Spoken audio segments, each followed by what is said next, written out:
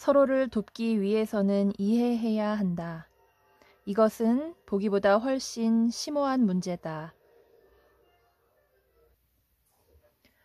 대체적으로 보면 자존심이나 정직과 같은 영역에서와 마찬가지로 성 영역에서 여자는 남자보다 더 올바른 편이다. 나는 대체적으로라는 표현을 썼다. 왜냐하면 사람들을 도덕적으로 비교하는 것보다 더 어리석고 위험한 일이 없기 때문이다. 우리는 그리스도께서 하신 말씀을 결코 잊어서는 안 된다. 먼저 된 자로서 나중되고 나중된 자로서 먼저 될 자가 많으니라. 자신의 도덕성을 내세우며 우쭐해하거나 자기에게는 다른 사람들이 짓는 죄가 없다고 믿는 것보다 더 큰 착각은 없다. 그렇긴 하지만 도덕성에 관하여 좀 더 통속적으로 말하자면 남편이 아내보다 떳떳하지 못한 편이라고 나는 말하겠다. 바꾸어 말하면 적어도 남자가 여자보다 일방적으로 자기의 죄를 더 의식하는 편이라 하겠다. 남자들은 자신의 음욕, 아내나 경쟁자에게 한 거짓말, 소득세를 속여서 신고한 일, 자신의 직업에 대한 지나친 자부심을 크게 의식하고 있다. 어쩌면 이것이 그가 교회가 가는 일을 아내만큼 좋아하지 않는 한 가지 이유인지도 모른다. 그는 교회에 가면 마음이 편하지 않다. 그는 공개적으로 자신의 신앙심을 과시하는 데서 무언가 바리새적인 위선을 느낀다. 자신의 실제 삶에 옳지 않은 구석이 있으며 자신이 바로잡을 수 없다고 느끼는 것이 있기 때문이다. 어쩌면 이런 이유 때문에 우리가 교회에서 보는 남자들은 대체로 덜 남자다운, 삶에서 그다지 많이 분투하지 않는 사람들인지도 모른다. 그들은 겉으로 보아 흠 없이 좀 더 편안한 삶을 살아갈 수 있는 공무원, 교사, 의사 같은 직업을 가진 남자들이다. 여자들은 일반적으로 자신의 죄를 덜 의식하고 산다. 질투를 예로 들어보자.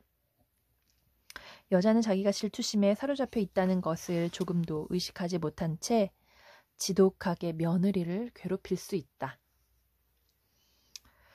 그녀에게 그런 말을 해준다면 깊은 상처를 받을 것이다. 오히려 그녀는 자신이 사랑에서 우러나오는 행동을 하고 있다고 굳게 확신한다.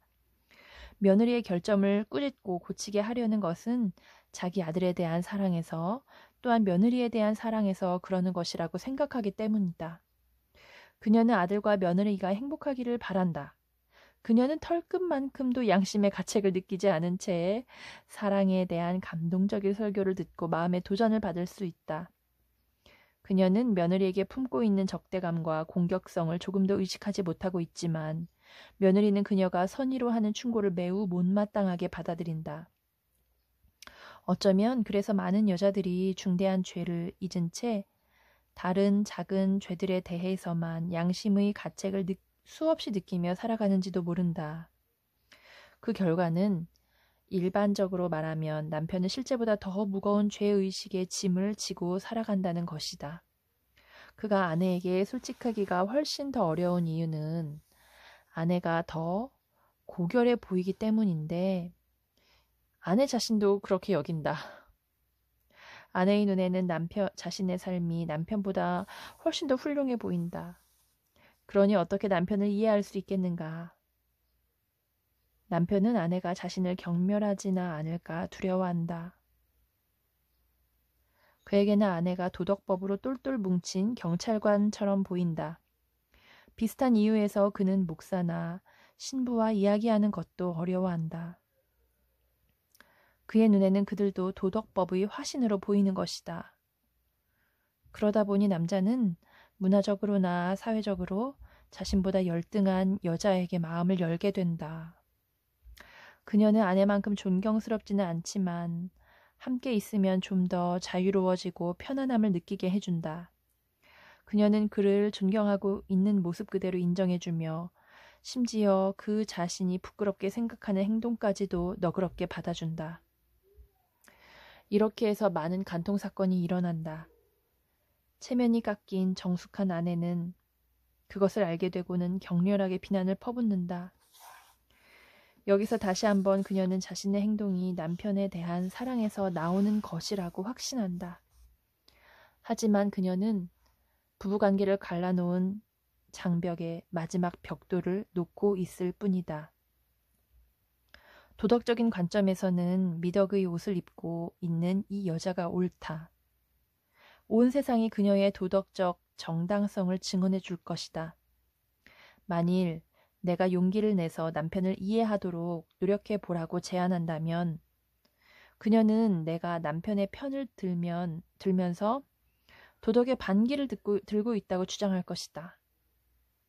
하지만 남편이 스스로 정죄하는 길을 가도록 자신을 오랫동안 방치한 것은 아내의 이해를 받지 못했기 때문이다. 이 지점에서 다시 그의 죄책감과 퇴행적 반사 행동이 강하게 나타난다. 모든 불륜이 섹스의 문제라고는 할 수 없다. 물론 그것은 특별한 경우다. 내가 무슨 꿈나라에 살고 있는 것은 아니다.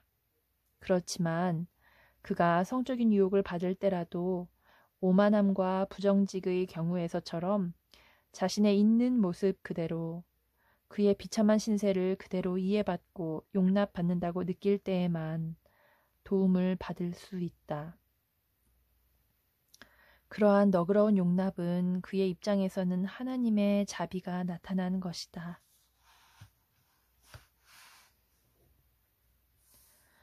하나님이 우리를 사랑하시는 것은 우리의 미덕과 선행 때문이 아니라 우리의 필요 때문이다. 그러기에 예수님은 건강한 자에게는 의사가 쓸데없고 병든 자에게라야 쓸데있느니라고 말씀하신 것이다. 우리는 저 보편적인 질병, 곧 비밀의 짐을 지고 두려움과 고통, 슬픔, 실망과 책임감으로 괴로워하는 무수히 많은 남녀의 무리를 보아야 한다.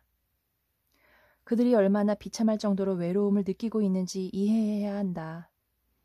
그들은 사회생활을 할 수도 있고, 사회에서 지도적 역할을 감당할 수도 있고, 클럽을 이끌 수도 있으며, 운동 대회에서 우승할 수도 있고, 아내와 함께 영화를 보러 갈 수도 있다. 그런데도 마음을 털어놓을 만큼 신뢰하는 사람을 찾지 못한 채 여러 해를 살아가야 할지도 모른다는 사실에 그들의 내면은 좀이 쓸어가고 있다.